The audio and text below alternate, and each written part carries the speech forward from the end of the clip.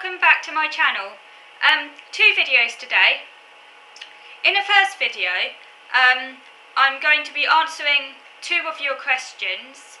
I think the two questions I'm answering, I hope they come from one viewer who posted the questions last week. I know there might be a few other. I'll go back through the other questions just to make sure I haven't missed them, but I will try and answer all of your questions over the next weeks or so, however long it takes. The two questions I'm answering today, just because they're relatively easy to answer, because it's the Christmas period, I haven't had time to plan any big responses or anything, so that's why I chose these two, because they're easy for me to answer without much preparation. If I were to go to the United States, what part of the United States would I want to visit? And the second one was about favourite memories, or good memories, I think it was.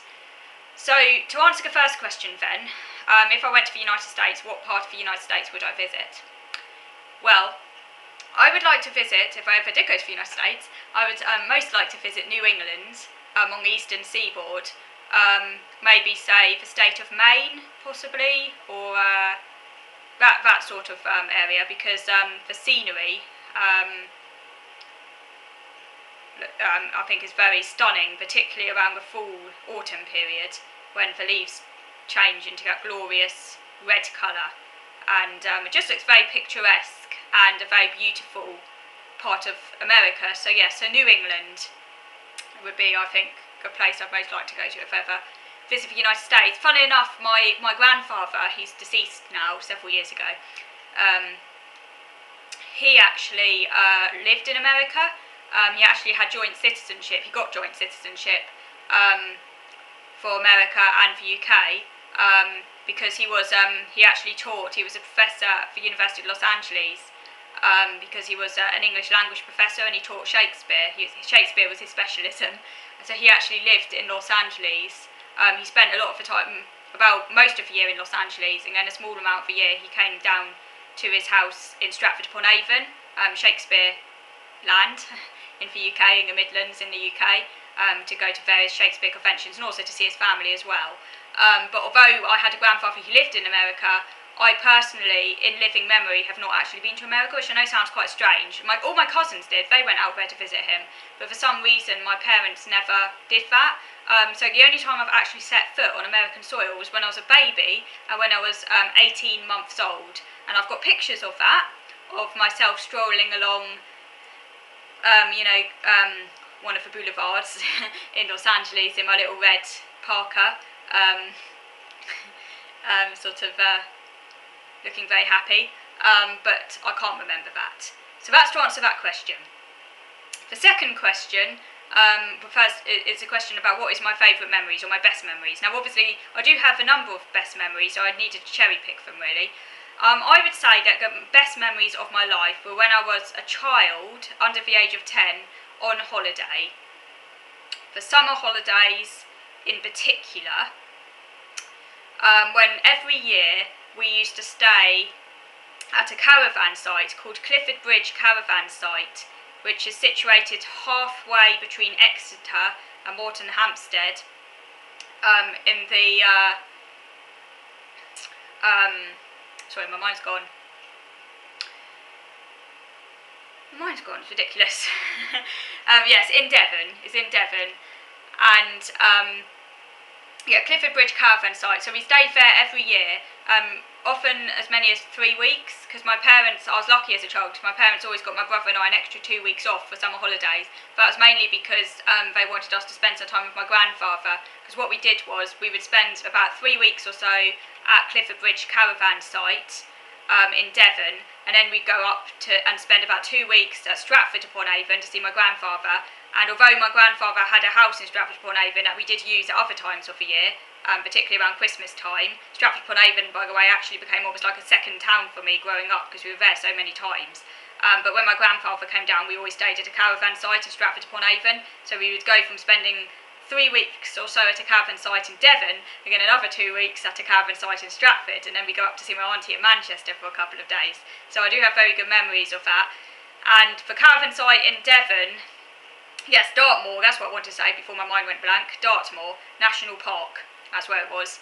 I have great memories there, you know, being out in nature, paddling in the with a Tane, the cream teas. We used to have these lovely cream teas.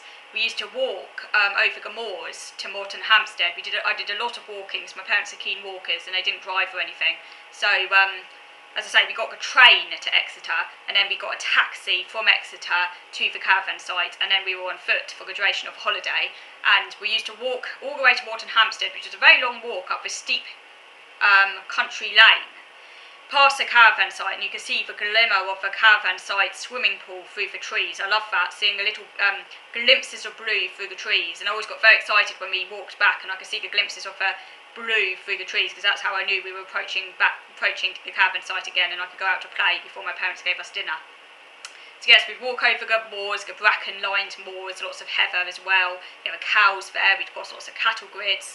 And then at Morton Hampstead, we'd have a lovely cream tea at this antique cafe. It was a cafe situated next to an antique shop that sold all these different sculptures. And I used to always get very excited as a child seeing the different sculptures.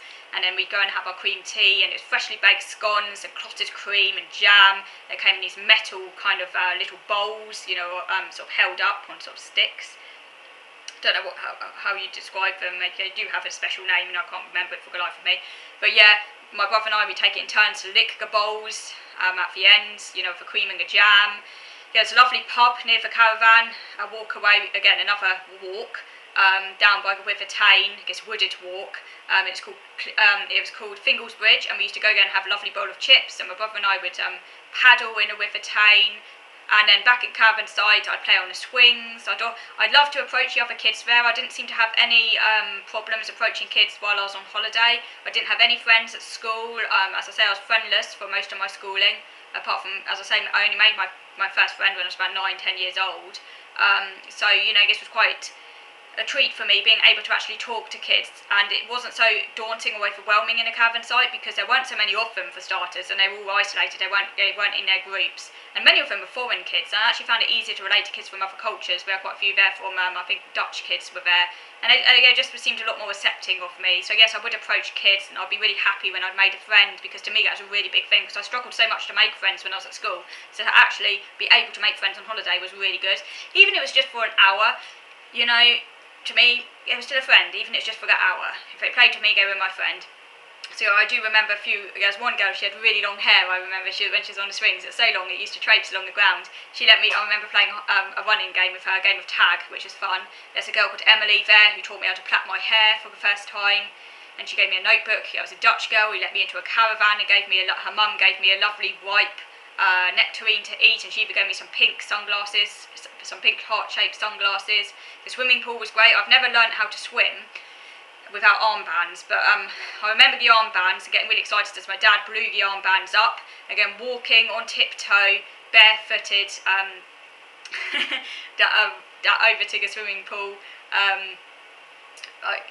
Even walking to the swimming pool barefooted, avoiding the sharp stones and everything, even though that wasn't particularly pleasant, it still is a good memory in a way.